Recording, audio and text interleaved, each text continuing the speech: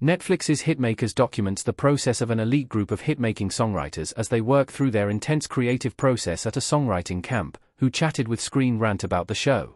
Hitmakers, released on Netflix in July, follows a group of massively talented songwriters who have already achieved success and are looking to continue to excel in their niche field. While songwriting isn't simple, it can be a fascinating process to watch. Creatively, some songwriters gel quickly and work together often, while others clash and can't find a way into each other's talents. Hitmakers brought together a group of multifaceted songwriters to watch their intense process, spurred on by reality TV superproducer Adam D'Ivello, creator of iconic shows like The Hills. While the talented artists on Hitmakers have all been able to find success outside the show, their intense time on the series was specific.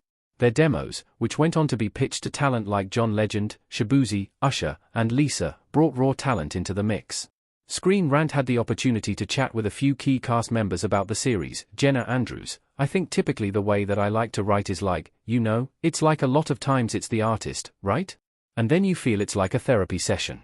I always call it that. You feed off of that.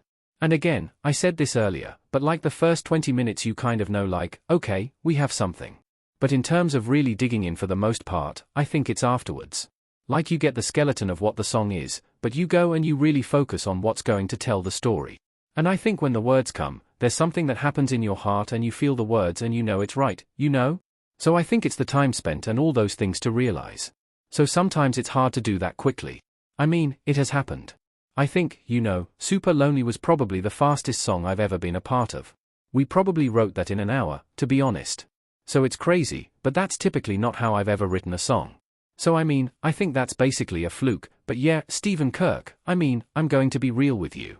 I'm not trying to steal what you said a little while ago, but I don't feel the pressure per se because I'm doing what I truly love to do. So for me, it's like it doesn't matter what's going on in my personal life. I do really lean on my emotional state. You know what I'm saying? I just feel what I feel and I say what I feel. But when it comes to music making, it's like if I was broken-hearted, I'd be making music. If I was the happiest person in the world, I'd be making music. If I had $0, I'd be making music. And if I was the richest man in the world, I'd be making music. So I'm just doing what I would be doing regardless of what situation I'm in. So I just do it. Ben Johnson: oh man, yeah. I think actually I was at a Jelly Roll camp one time and it was like not going very well and then we like rearranged the rooms real quick and then like immediately ended up writing one of the biggest songs of my career. So yeah, I think sometimes that pressure is a really, really good thing, and if it wasn't in that scenario of a camp, you wouldn't really have had that opportunity to like try to rearrange rooms and stuff. Well, thank you, and honestly, believe it or not, I come into these situations to be a student, I think that is the biggest takeaway for me. Yes, I have things that, I guess I pass down like not really being aware of it, People see me lay a melody or whatever the case may be, they go, oh that's dope. But for me, it's much more of a, oh my god, I'm learning from you, you're learning from me type of thing, and that's why I love being a part of this show. Obviously I've written my own albums and my own songs and singles, but I say all the time my artistry could not exist without my songwriting and they feed each other so much that I, when I'm in this part of my creativity, I am a student. Yes, I'm still Seven the artist and that's amazing, but I love like being able to learn from these amazing creatives, like I'm a student again. So, and we just kind of share things back and forth. That's just kind of how we create, that's how we make the best records, and I think that's what makes you a sharp songwriter is your ability to like go, okay, like that's a great idea. Let me add that tool to my tool belt and, it makes you sharper.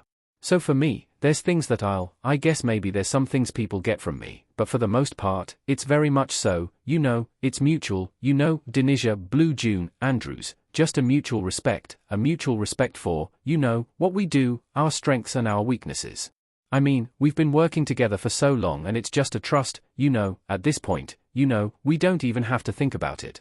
Brittany, Kai, Coney, yeah.